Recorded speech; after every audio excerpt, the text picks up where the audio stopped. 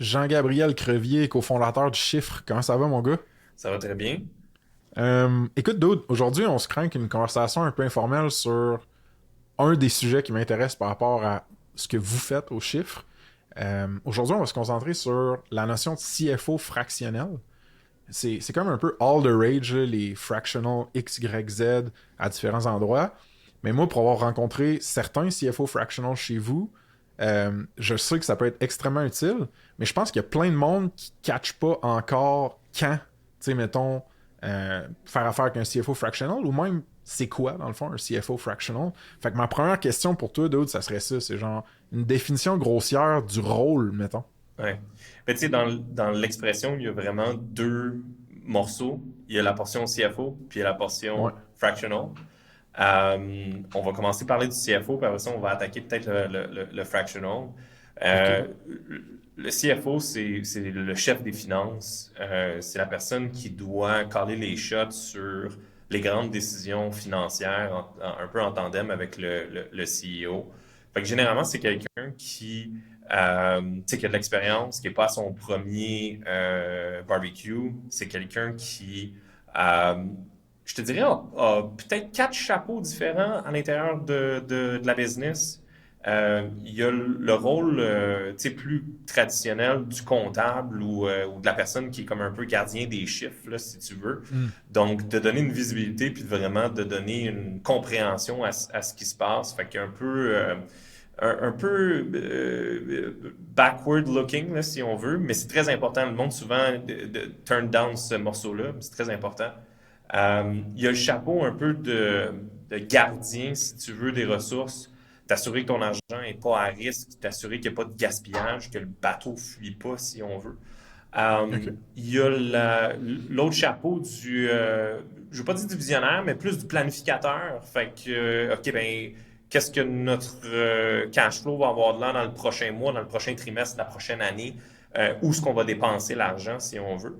Puis le dernier volet, c'est plus le volet stratégique. Fait que, est-ce que tu es en mesure d'avoir une conversation business avec le CEO, avec le CMO, avec tout l'exécutif, si on veut, pour débattre des décisions ou de l'alignement ou de la direction que l'entreprise doit faire. Fait que quand tu mets ces quatre affaires-là ensemble, ça peut pas être, ben ça peut là, être quelqu'un qui sort de l'école, mais il est mieux d'être un petit wise ou une petite wise pour être en mesure de tout faire ça. Généralement, il y a quand même des attentes tu sais, de vécu, d'expérience, de business connections. Parce que, tu sais, puis on va peut-être avoir la chance d'en parler un petit peu plus tard. Euh, T'as pas besoin du même type de skill set en fonction de l'endroit où se trouve la business dans son life cycle. Ouais. Quand tu débutes versus quand tu es à la fin ou quand tu es dans le milieu, c'est pas les mêmes choses qui sont attendues de tout ça. Euh, je pars avec ce premier côté-là qui est c'est quoi un Ok. CFO, puis après ça, c'est quoi la notion fractional. Euh, pour une startup en SaaS ou même une scale-up, il n'y a, il y a pas du travail à l'année longue pour une personne de haut calibre à temps plein. Hmm. Donc, tu as besoin de ces vitamines-là, tu as besoin de cet apport-là, cette expertise-là, mais d'une manière un peu soit décousue ou en fraction de qu'est-ce que tu en aurais besoin. Donc, c'est un bon deal pour toi, au lieu de payer quelqu'un temps plein, de le payer à temps partiel. Tu vas pas avoir une économie nécessairement de un pour un d'une manière linéaire, mais tu vas avoir quand même une économie du côté absolu de la chose. Puis, deuxièmement, il y a aussi ben que, mettons, une personne que tu t'approcherais pour un rôle à temps plein se tournerait un peu les pouces avec tout Hmm. ça. Donc, ça a du sens que cette personne-là se trouve deux, trois, quatre clients d'un certain sens avec qui il peut jongler puis d'être stimulé pendant son 40 heures semaine, 50 semaines par année. Fait que de là, l'avantage du fractional, c'est que ça va te coûter moins cher puis tu vas avoir une personne de plus haut calibre grâce à ça. Puis des genres de quatre chapeaux que tu as mentionnés pour un ou une CFO, Ouais. est-ce que un fractionnel va carrément faire une fraction de ces quatre chapeaux-là ou plus se concentrer sur un, deux ou trois? dans le, dans le meilleur des mondes, t'as une pierre quatre coups d'un certain sens parce que c'est tout intertwined. Tu sais, si t'es pas en mesure de mettre en Ouais. lumière ce qui se passe dans le business, comment tu vas être en mesure de bien structurer le futur? Puis si ton bateau coule en ce moment, comment tu vas donner des bons advice sur la direction que la business doit prendre? Fait que pour moi, c'est sûr qu'il faut qu'il y ait un peu de tout ça à l'intérieur d'une très bonne job.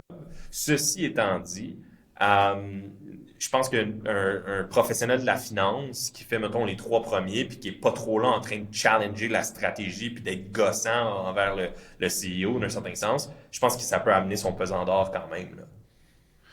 Alright. Puis l'autre question que j'ai par rapport au modus operandi un peu d'un fraction CFO, c'est la fréquence d'implication ou de communication Ouais, avec l'équipe directrice, I guess, ouais. du SaaS, mettons, ou de la startup. C'est encore là, c'est très différent, c'est très contextuel à ce qui se passe.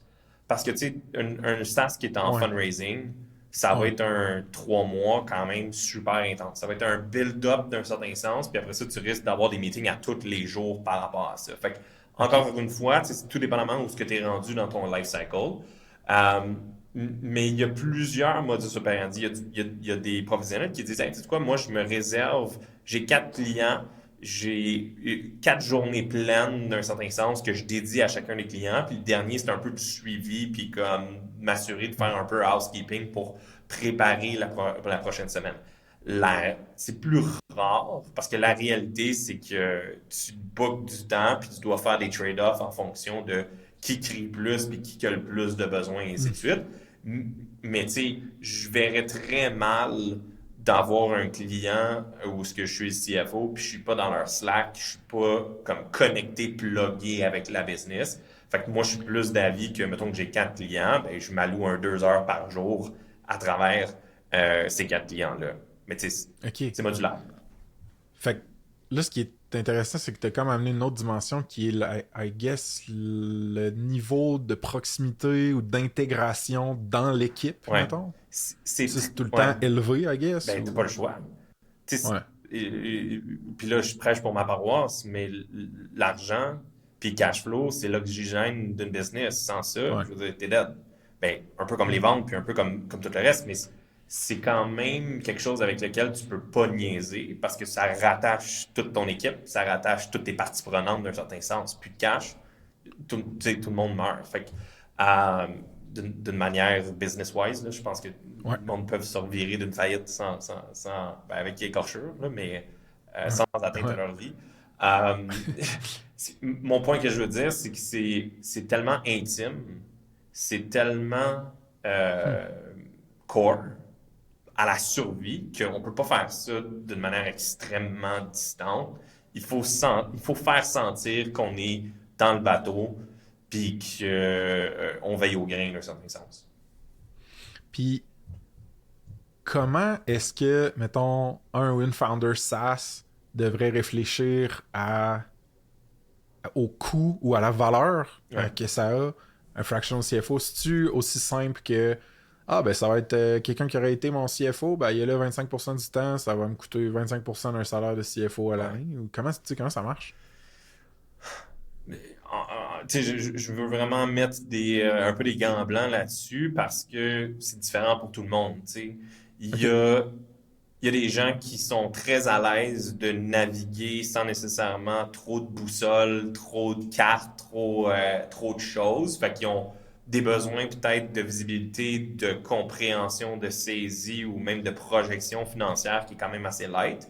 Puis il y en a d'autres OK. que c'est Les comme, founders. ouais, on est dans la grosse sauce, il faut se faire épauler, puis comme à la guerre comme à la guerre, où on est en train de faire un gros exit, puis j'ai besoin que tu sois là pour négocier Hmm. tu sais, le SPA, puis le working cap, puis toutes ces choses-là. Fait que, tu sais, Ouais. il y a des accompagnements qui peuvent se bâtir autour d'un 1500, 2000 dollars, qui est plus comme un sounding board, quelqu'un à qui tu peux te retourner, poser des questions et ainsi de suite, d'avoir de l'input sur ta business, comme ça pourrait être tu sais, 20 000 par mois parce que on est tied up, puis comme c'est go time, puis c'est là que ça fonctionne. Puis, tu sais, tantôt, je parlais d'avoir quelqu'un de disponible pour toi, qui reste avec toi parce qu'il y a d'autres mandats et ainsi de suite, puis que c'est quelqu'un de haute qualité. Mais il y a aussi la notion du contexte. Quand ça fait déjà 2 ans on travaille avec du monde, ben, puis là, on s'apprête à faire un exit, tu vas pas faire comme time out. Je vais aller embaucher quelqu'un parce que je veux qu'il travaille temps plein pour moi là-dessus. Non, tu vas dire, hey, cette gang-là a tout le contexte, a toute l'histoire, toute la narrative. On a déjà tous nos référents. Je vais juste payer le juste prix d'un certain sens qui make sense pour qu'on close le 3 mois restant d'un certain sens avant le exit. Fait que ça. Puis tu sais, c'est vraiment en fonction, comme je disais, des défis business, des attentes de l'exécutif, mais aussi peut-être des parties prenantes que là, s'il y a un board, s'il y a un comité aviseur, s'il y a des investisseurs, s'il y a un raise qui s'en vient, tout ça, c'est du monde qui est comme, oh, est-ce qu'on a quelqu'un d'expérience? Est-ce qu'on a quelqu'un qui a déjà vu ça, quelqu'un qui sait qui ne peut pas nous bullshiter d'un certain sens pour venir valider les chiffres, pour venir valider la direction business, valider le modèle d'affaires et ainsi de suite. Fait que c'est comme je ne veux pas dire que c'est un contrepoids au CEO, mais c'est un peu le yin à son yang, si on veut. Puis, quand est-ce que ce contrepoids-là, ou justement cette complémentarité-là, ce niveau d'expertise-là devient critique? C'est-tu quand, justement, on s'entend que genre, si t'es en phase de validation puis que tu sais même pas si ton produit, ça va être sticky puis que ça va être tu vas avoir un fit avec le marché, t'es pas là. C'est drôle parce que un produit sticky, qu'on n'est pas en mesure de le pricer assez haut pour qu'on ait une business autour de ça, il y a quelqu'un qu'il faut qu'il te le dise. Puis c'est souvent le CFO, sa job, c'est de faire ça, c'est de dire « Hey, je trouve ça fou qu'on puisse rentrer dans tant de clientèle potentielle et ainsi de suite, mais à 5$ par mois, avec des coûts d'acquisition super élevés, puis le salaire de tout le monde, je veux dire, pourquoi on fait ça, tu sais? Fait que même dans ces phases-là, pour moi, c'est important. À la fin de la journée, la manière que je peux résumer, synthétiser tout ça, c'est à toutes les fois qu'il y a des décisions qui ont des impacts financiers matériels, ça serait le fun que tu jases de ça avec quelqu'un, que tu penses des idées, que tu te fasses un peu coacher là-dessus. Fait que si tu dis, je suis en étape de validation, et si on valide avec des crochets verts, puis comme on fly, ben ce serait le fun que tu aies monté des projections financières, puis une structure de modèle d'affaires, que tu peux dire, OK, oui, c'est robuste, puis l'argent qu'on va y dépenser, on va y trouver notre compte associé au risque qu'on prend dans un certain sens. Puis, est-ce qu'on l'a comparé avec d'autres alternatives? Parce que c'est la meilleure utilisation de notre argent.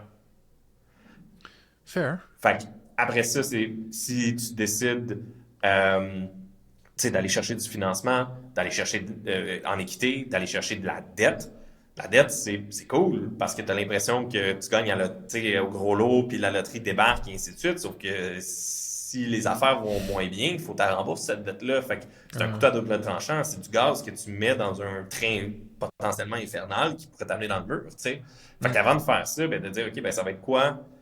Ça va être comment on va le dépenser? Qu'est-ce qu'on a de besoin? Comment on va le dépenser? Y a-t-il des milestones qu'il faut qu'on atteigne à certains niveaux? Puis à quel moment qu'on pèse sur le bouton panique? C'est pas le temps d'avoir tout dépensé, puis après ça, faire comme fuck, l'argent est gone, puis je sais pas quoi faire avec. T'sais. C'est drôle, hein, man? On dirait que je me dis CFO, puis là, que t'en as probablement vu plus là, de startups puis de SaaS que moi passé, mais CFO, c'est rarement dans la founding team, right? T'en parleras à Eduardo Severin, le CFO de Facebook. Je sais pas si tu viens de Social j'ai Network. J'ai genre vu un clip du ça. film récemment là-dessus. Ouais. Je suis d'accord avec toi. Pour moi, c'est drôle parce que, tu sais, si tu m'avais posé cette question-là il y a 15 ans, qu'est-ce que tu as besoin pour faire une bonne business? Je t'aurais dit, c'est des bons chiffres. Comme tu as besoin de structurer ça pour que ça fitte au niveau des maths.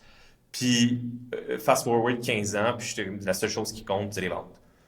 Si tu n'as pas de vente, si les gens sont pas intéressés à ce que tu amènes, comme, tu absolument rien. T'sais. Fait que, pour faire des ventes, tu as besoin d'un produit, puis pour accélérer tes ventes puis ton produit, tu as besoin de marketing. Fait que pour moi, ça, Ça, c'est le core d'un founding team au niveau Exact. d'un SaaS. Puis là, tu Ouais. vas me dire, OK, ouais, mais pour que le produit run smoothly puis qu'il soit scalable, tu as besoin de la tech. Je suis comme, OK, on peut rajouter comme le CTO accroché à ces 4 morceaux-là. Pour moi, c'est comme le triangle en haut, c'est les sales, puis après ça, les 3 en bas, ça va être le produit, la tech, puis le marketing, qui vient comme un peu supporter tout ça. Après ça, le Gotcha. finance, OK. c'est un morceau comme le HR qui vient un support function à ces 4 affaires-là qui sont super importants, mais c'est pas make or break le spark initial, la drive initiale. Puis, à un moment donné, quand la startup de 4-5 employés est sur les rails, il faut juste exécuter, même si tu avec quelqu'un qui essayait de contribuer avec son chapeau de CFO, ça serait assez limitant d'un certain sens, à moins que tu aies besoin de raiser du capital comme d'une manière accélérée, mais généralement, le feedback loop au début, il est un petit peu plus lent que ça. Ce qu'on voit par contre, c'est souvent s'il y a un founding, un CFO dans le founding team, il va souvent jouer le rôle de CEO. Fait que c'est lui qui va s'occuper de booker le bureau, il va s'occuper que comme tous les systèmes de gestion et ainsi de suite soient ça coche, il va tout prendre le internal work pour enlever ça des mains du CEO, puis de dire, toi, sois un peu le porte-voix à l'externe, crée-toi une personnalité publique, va chercher des partnerships, va chercher des leads, va chercher des eyeballs sur notre site web pour nous aider à convertir par après. Ça, c'est Mais plus comme le type qu'on voit. Sinon, il y a comme pas personne. Puis là, on se bat contre les 3 pires choses qui peuvent arriver à mes yeux à moi. Je te les liste. Première affaire, personne s'en occupe. Fait que c'est juste là, puis comme ça traîne, tu sais.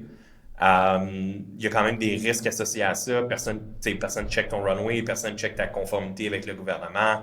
Il y a peut-être, je sais pas moi, du cash qui est dilapidé à certains endroits. Après ça, la deuxième affaire, le CEO s'en occupe. Fait qu'au lieu de passer du temps à créer sa personnalité publique, d'amener des eyeballs sur la business, créer des partnerships, d'amener du leverage, il est comme, c'est pas si tough que ça, je connais QuickBooks, ok, je vais gérer ça. Pas la meilleure utilisation de son temps, peut-être qu'il se met le doigt dans l'œil à certains endroits. Puis va prendre clairement plus de temps que si c'était moi ou quelqu'un d'autre qui était habitué de le faire à sa place.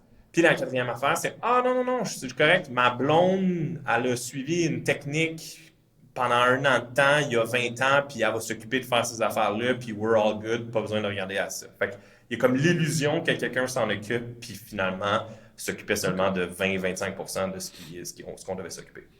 Mais c'est que toutes ces situations comme suboptimales là, que tu viens de dire, ils sont corrects ou supportables jusqu'à ce que tu aies une masse critique de croissance ou d'ambition, je sais pas comment le dire, qui arrive, puis là c'est comme, man, le boat est rendu genre trop gros, trop précieux pour qu'on le YOLO. Là, il faut le support de, mettons, finance puis HR. Puis c'est vraiment un bon parallèle, je trouve, que tu as mis entre HR puis finance. On dirait que tu le sens que ces besoins-là, ils émergent avec le scale, le niveau de une décision coûte vraiment plus cher rendu là. Exact. Fait que might as well la padder, genre. Oui, puis tu sais, je travaille contre ma paroisse en ce moment, mais je suis pas en train de dire prenez-vous quelqu'un qui va vous charger 5000$ par mois pour gérer tout ça. C'est même pas ça. C'est plus ayez comme un regard externe qui vient vous donner comme juste des guidelines au début pour vous éviter les big mistakes. Mais après ça, grandissez avec cette personne-là. Vous avez déjà un peu le pied dans la porte, puis c'est beaucoup plus facile de faire comme wow, qu'est-ce qui se passe? T'sais? Mais quand est-ce que. Parce que, tu sais, mettons, vu que c'est rarement dans le founding team, puis que ça arrive plutôt, les besoins en, mettons, intelligence ou genre smarts financières arrivent plus quand tu es à une masse un peu plus critique de ton startup, scale-up. Un ou une CFO, mettons, sur le market, là, c'est. T'as-tu une idée de combien ça peut représenter de temps plein? Là? Pas fractional. Là. Quand t'es rendu, c'est vraiment 200 plus. Là. C'est 200 plus, c'est Ouais, ça. c'est des big guns, là. Avec Fait des gros stock option plans, puis genre comp, exact. avec Fait des que objectifs sûrement. tu t'évites ça. Puis pas juste ça, moi j'ai vu des situations où ce que la personne se tournait le pouce, puis après un an, juste fait comme, ben, il n'y a pas assez de défis, je m'en vais. Fait que là, t'as Ouais. comme overpaid pour Ouais, de t'as quoi que leaché. t'avais pas de besoin, puis en plus, la personne est partie. Fait que t'es comme, tu sais, OK, qu'est-ce qui se passe? Puis c'est pas juste ça, c'est, mettons, les SaaS de 0 à 5 millions d'ARR, c'est un écosystème en soi. Tu sais, je veux dire, c'est pas pour rien que t'as autant de traction puis tu as autant de popularité, c'est que ça rejoint une niche de monde qui, à mon sens, était quand même assez mal desservie ou peut-être pas dans le radar de tout le monde. Intéressant. Tu utilises des outils internes différents, tu as un modèle d'affaires différent, tu as des banquiers différents, tu as bien des affaires différentes. Fait que si tu n'as pas quelqu'un qui est né là-dedans, vit là-dedans, a été moulé par ça, dans un certain sens, je pense pas que tu vas chercher comme toute la valeur qu'il pourrait y avoir. Puis tu sais, pour moi, autant le temps que le cash est important quand tu montes une startup. Tu as comme tout le temps un esprit de course contre la montre et ainsi de suite. Si tu prends une idée puis tu dis c'est sûr qu'elle est bonne, puis let's go, j'en parle pas à personne, puis je fonce, puis finalement c'est une mauvaise idée, puis ça aurait pu être évité initialement, ben Hmm. les choses que tu fais pas, que tu finis par pas faire, puis tu l'as sauvé d'un certain sens, ben d'avoir Ouais. ce sounding board-là, puis d'essayer de banter des idées avec du monde à ce sujet-là, je pense que ça peut avoir un gros impact. Puis c'est pas quelque chose qui coûte super cher. Fait que juste d'avoir quelqu'un qui va qui comprend, qui a des référents euh, près de toi, ben je pense que ça amène beaucoup de valeur. Puis c'est un peu ce qu'on essaie de. Je fais un peu d'aparté aux chiffres, là. On Ouais, n'essaie ouais, pas sure. d'attendre dans le détour n'importe qui vienne, qui vienne nous voir en disant hey, on te slappe un prix de 60 000 par mois en partant, puis c'est comme notre ticket moyen. Non, on essaie d'être euh, le plus flexible pour dire OK, ben regarde, on commence à travailler ensemble, puis oui, ça va être comme un petit ticket, mais on va viser à comme l'augmenter avec le temps, mais au moins, je peux essayer d'attraper des grosses balles que je vois qui passent, puis de te dire non, non, non, non, c'est comme, c'est pas de même, il faut que tu Hmm. fasses ça, puis réoriente-toi. C'est sûr que je serai pas dans le micro, mais au moins les grosses, on va être capable de les éviter, puis pas juste ça. Si jamais il t'arrive comme une urgence ou un enjeu, ben, tu as déjà le pied dans la porte pour nous autres, OK, s'activer.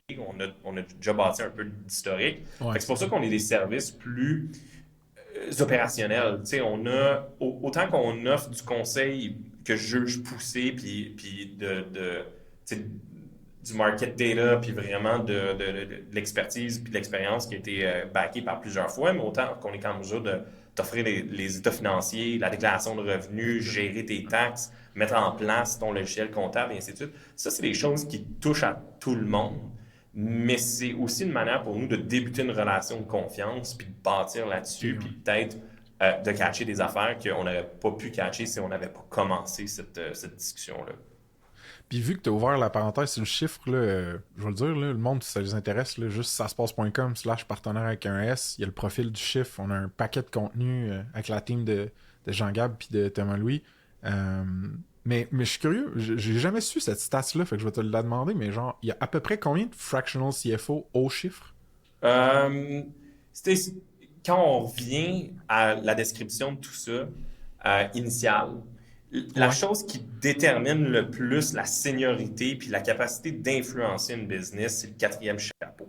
C'est le rôle un peu de régent ou de point d'équilibre, si on veut, avec le CEO, puis vraiment avoir une vue stratégique. Tu sais, ça, je ouais. dirais qu'on est peut-être cinq être en mesure de faire ça au chiffre, mais les trois autres portions qui sont super importantes, Là, on a tout peut-être une ton staff. vingtaine de Ok. conseillers, dans un certain sens, qui sont pleinement aptes, mais qui aspirent avec comment je veux dire, les tours de roue puis les choses qu'on voit à amener vraiment ce point-là. Mais tu sais, n'importe qui touche à ces quatre chapeaux-là pour le bien de son marketing et ainsi de suite va s'appeler ça. Fait que c'est quand même un terme Ouais. qui, à mon sens, est galvaudé, là, pas qu'il veut plus rien dire, mais qu'il faut que tu creuses avec la personne, c'est quoi tes expériences passées, c'est quoi ta compréhension sur mes enjeux critiques? Quand je vais arriver à cette affaire-là, est-ce que tu vas pouvoir m'aider? T'en as-tu un peu dans ton répertoire, si tu veux? Mais c'est Euh, aussi le. C'est parce que quand tu fais affaire avec un ou une CFO fractional solo individuel, ben. T'as comme un boss factor of one sur tes finances, là. Parce que si t'es rendu que tu relies sur exact. une personne extrêmement critique qui est tout seul, puis qu'elle a pas de redondance, là, tu peux être fucked real quick, real fast, là, mettons, genre. Fait que 100% d'accord avec toi. ça, c'est un des trucs qui est cool d'avoir, mettons, I guess, là, un support un peu plus holistique d'une business au complet qui fait ça, là. Ouais. Puis, tu sais, moi, je l'ai vécu, là, à une méga petite échelle, parce que je suis loin d'avoir besoin d'un CFO fractional, mais s'il arrive quoi que ce soit à quelqu'un dans le team, mais t'sais, la balle, elle peut se passer. Puis ils en ont vu plein d'autres, mettons, là, Exact. des business qui ont des besoins dans le genre. Fait que C'est c'est ça. pas Puis, pire. tu sais, je te dirais que ça a été un peu un chemin de croix, mais moi, j'ai toujours voulu qu'on s'amène à cette masse critique-là. Au chiffre, on est 70 au total, là. C'est ça, ouais. De dire qu'il peut y avoir une redondance, puis on a de l'expertise un peu sur le bench qui est prêt à step in, soit en collaboration ou même littéralement en backup de quelqu'un. Fait que oui, s'il y a Ouais. quelqu'un qui tombe malade, qui part, qui se fait frapper par un autobus, ben on est capable d'avoir ce backup-là. Puis, tu sais, il y a aussi Tom et moi on n'a pas nécessairement de mandat. Tu sais, moi, j'en prends parce que j'aime ça, puis je suis impliqué dans OK. certains trucs, mais c'est pas ma job à temps plein de faire ça, puis encore moins Tom. Ce qui veut dire que si vraiment il y a de quoi, un client là, qui vraiment là, qui explose, là, puis qu'on a besoin de mettre du jus de cerveau, puis main à la pâte, et ainsi de suite, ben il y a tout le temps un peu de high-end potential d'un certain sens pour qu'on fasse ça, puis c'est arrivé par le passé. Là. C'est arrivé par le OK. passé. Nice. Puis, juste pour finir real quick, parce que je sais que t'as un hard step, c'est quand l'espèce de phase de croissance ou de point typique où est-ce qu'une business va transcender le besoin d'un fractional CFO, Ouais. puis être rendu à genre straight up avoir CFO temps plein. Euh, je te dirais que il y a un moment où les joueurs externes vont faire comme ouh, j'ai pas OK. envie que le CEO s'occupe des chiffres, tu sais. Fait que là ils viennent un peu imposer l'arrivée de quelqu'un. Puis ça généralement ça va être autour de comme ton seed round, tu sais qui sont comme ça serait bien là, que tu aies quelqu'un qui gère tes chiffres Mais là, là, tu ça peut sais. être fractional encore Oui, à ce oui, oui, moment-là. 100%. En voulant dire, C'est je ça. veux pas que ce soit le CEO qui s'en occupe. Tu sais, là, ils vont C'est dire ça. bon. Mais ce même monde-là, deux, trois rondes plus tard, arrivé C'est à ta ça. série B, ta série C, ils vont faire comme, OK, là, on va pas mettre 25-30 millions, puis pas avoir le sentiment qu'il y a une personne qui pense juste à ça matin, midi, soir. Tu sais. Ouais. Euh, fait que c'est un peu ces mêmes gens-là qui vont venir faire la pression, si on veut, pour faire ça. Puis après ça, l'autre chose, c'est un peu la raison économique. Tu sais, tu vas payer plus cher de l'unité, si on veut, quand tu t'en vas dans le fractional. Ce qui fait que quand tu as rendu avec une job vraiment, où tu as un job temps plein là-dedans, ben, tu vas avoir Ouais. une économie d'un certain sens où tu vas dire hey, je peux payer un petit peu plus cher pour avoir le double de input d'une personne. Les gens finissent par dire ouais, it makes sense. Ceci étant dit, nous, on travaille à tellement connaître nos shit, à tellement être comme dans nos pantoufles rapidement, puis d'être sharp à ce qu'on fait, d'essayer de repousser ce temps-là le plus possible. Puis tu sais, Exact. avec du relationship, avec aussi des priorités business qui pourraient être ailleurs que de sauver 100 000 $ par année parce que tu embauches quelqu'un à l'interne, ben que it makes more sense de focus ailleurs, ben ça se peut que ça, notre runway, notre présence, notre validité d'un certain sens Ok, puisse ouais. s'étendre. C'est Puis tu malade, sais, man. Je suis vraiment. tu l'as vu avec Workly, puis on va dire j'avais une très bonne relation avec les gars, j'ai pu être là comme consultant pendant un bon bout. On était tellement occupés à grossir cette business-là, ça allait vraiment bien et ainsi de suite, que j'espère que la somme de toutes ces affaires-là leur ont fait dire, ben comme c'est pas une priorité encore d'adresser Ouais, c'est l'économie vrai. qu'on pourrait avoir si on remplaçait Jean-Gard. Tu sais. Ouais, c'est vrai. C'est malade. Il faut falloir qu'on s'en reparle de cette bout-là de ton parcours, man. J'ai l'impression qu'on l'a jamais assez creusé. Juste comme en coin de table, jamais en profondeur. Ouais, ben c'est une super belle histoire parce que moi personnellement, ça m'a mis sur la map là. Non seulement aux yeux des autres, mais aussi personnellement, là. J'ai Ouais, eu... ça a boosté ta confiance probablement aussi. ben, j'allais commencer avec ça, là. Ça a boosté ma confiance. Ça m'a permis aussi de voir des choses que les gens rêvent de voir au courant de leur carrière, mais Ouais, moi, je l'ai vu straight en partant. c'est insane. J'ai eu la chance de travailler avec des gars, puis c'est des personnes complètement exceptionnelles. Je veux dire, tu connais JR, tu connais Devin, Seb, le Duc. Non, mais, tu sais, c'est pas pour rien qu'ils ont du succès, là. Mais oui, Les je gars, sais. ils en mangent, 7 Ouais. jours sur 7, tu sais, ils pensent à ça, travaillent là-dessus, ils ont du grit. Euh, puis tu sais, ils sont innovateurs aussi, puis ça l'a déteint sur moi, puis ça m'a Mhm. permis aussi, moi, de me retourner de bord, puis un peu de planter ce même genre de graines, de semences-là pour la prochaine génération de business. Tu sais, Workly, ça l'a fait un peu comme une genre de mafia, là. Puis je suis un de ces mafiosos-là, si on veut.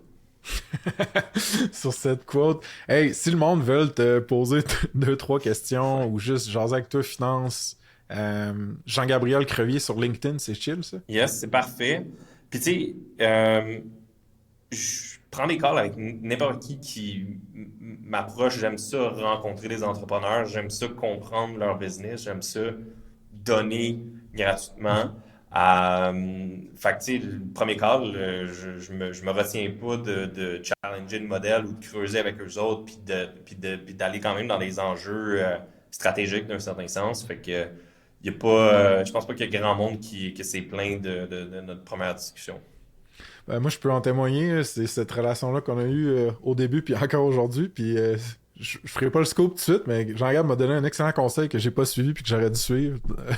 À suivre dans dans une prochaine capsule, j'en parlerai peut-être. Excellent. Mais c'est toujours apprécié de te voir la face puis de jaser avec toi, man. Merci de nous avoir défriché un petit peu c'est quoi un Ça, CFO ça fait fractionné. plaisir, puis ça me fait du bien aussi de voir ta face. Tu parais bien. Yes sir, Miller. Salut, man. Ciao.